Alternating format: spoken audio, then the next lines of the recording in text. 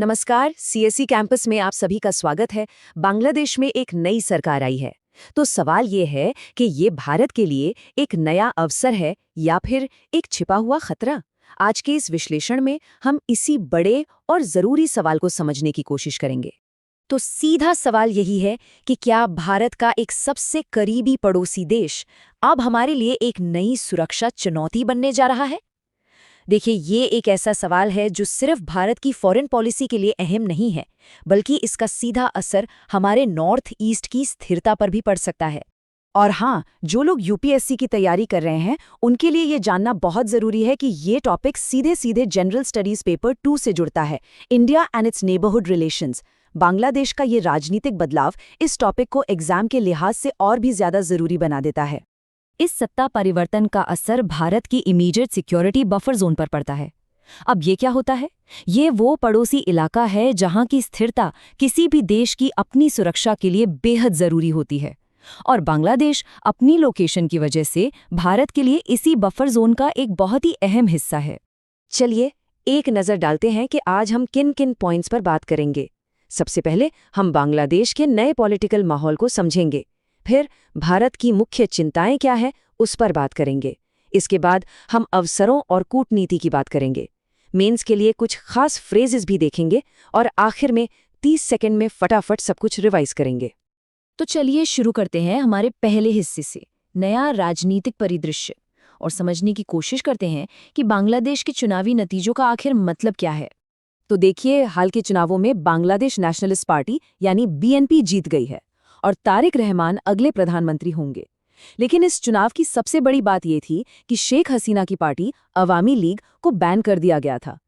इसी वजह से जमाते इस्लामी जैसी पार्टियों को विपक्ष में अपना असर बढ़ाने का एक बहुत बड़ा मौका मिल गया, जो भारत के लिए थोड़ी चिंता की बात हो सकती है।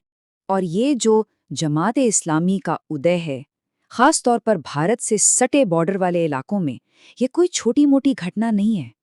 ये एक बहुत बड़ा जियोपॉलिटिकल डेवलपमेंट है। भारत की सुरक्षा चिंताओं के लिहाज से इस पर नजर रखना बहुत जरूरी है, क्योंकि इस पार्टी का झुकाव हिस्टोरिकली भारत के फेवर में नहीं रहा है। तो इसी को देखते हुए चलिए अब हमारे दूसरे सेक्शन पर चलते हैं और ये समझते हैं कि भारत की असल चिंताएं क्या हैं और इन नई चुनौतियों से कैसे निपटा जा सकता है। मोटे तौर पर देखें तो भारत के सामने 3 बड़ी चुनौतियां हैं। पहली और सबसे गंभीर है सिक्योरिटी का खतरा, खास तौर पर नॉर्थ ईस्ट से लगी सीमा पर कट्टरपंथी ताकतों के उभरने से। दूसरी है डिप्लोमेटिक मुश्किलें, क्योंकि बीएनपी के साथ भारत के रिश्ते हिस्टोरिकली थोड़े तनाव भरे रहे हैं, जिससे पुराने मुद्दे और उलझ सकते हैं। और तीसरी है इकोनॉमी पर असर, क्योंकि नई सरकार की बांग्लादेश फर्स्ट पॉलिसी भारत के इन्वेस्टमेंट और ट्रेड पर असर डाल सकती है। अगर हम कुछ पुराने मुद्दों को देखें, जैसे कि तीस्ता नदी के पानी का बंटवारा, तो इस पर बातचीत और भी मुश्किल हो सकती है। ये पहले से ही एक सेंसिटिव मुद्दा रहा है। इसके अलावा ये भी हो सकता है कि नई सरकार बॉर्डर मैनेजमेंट और बीएसएफ की कार्यवाही जैसे मुद्दों को और ज़्यादा जोर शोर से उठाए। लेकिन क्या इस बदलाव में सिर्फ चुनौतियां ही हैं या कुछ मौके भी छिपे हैं? चलिए अब सिक्के का दूसरा पहलू देखते हैं। इन चिंताओं के बावजूद कूटनीति और सहयोग के कुछ रास्ते भी हैं। ये सेक्शन उन्हीं मौकों पर फोकस करेगा। अब तक की सबसे जरूरी और पॉजिटिव बात जो नए लीडरशिप की तरफ से आई है, वो ये है तारिक रहमान का ये कहना कि उनकी सरकार आतंकवाद और धार्मिक कट्टरपंथ के खिलाफ जीरो टॉलरेंस की पॉलिसी अपनाएगी।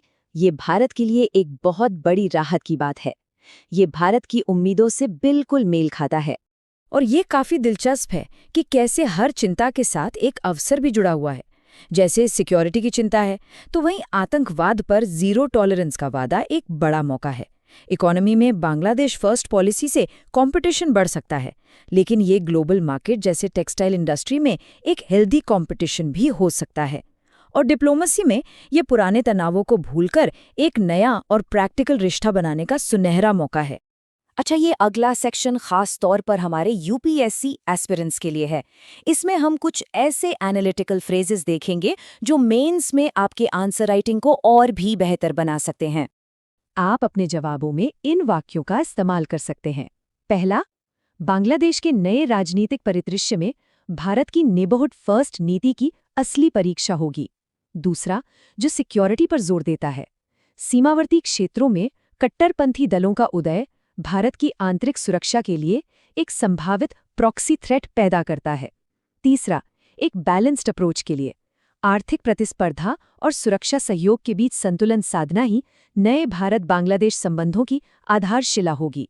और चौथा, जो भविष्य की राह दिखाता है, आतंकवाद पर जीरो टॉलरेंस की प्रतिबद्धता ही द्विपक्षीय संबंधों का भविष्य तय करने वाला सबसे महत्वपूर्ण कारक है।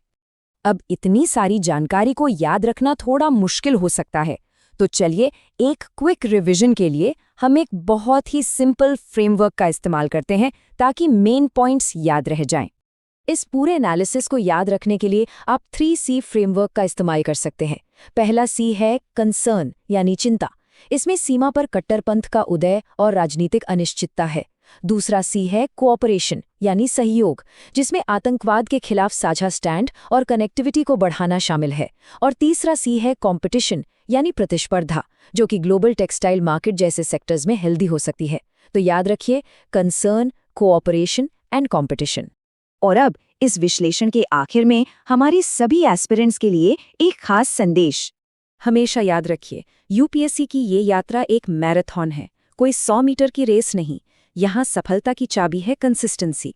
जिस तरह आज हमने भारत बांग्लादेश के इस मुश्किल रिश्ते को एनालाइज किया, उसी तरह हर टॉपिक को गहराई से समझना आपके एनालिटिकल स्किल्स को निखारेगा।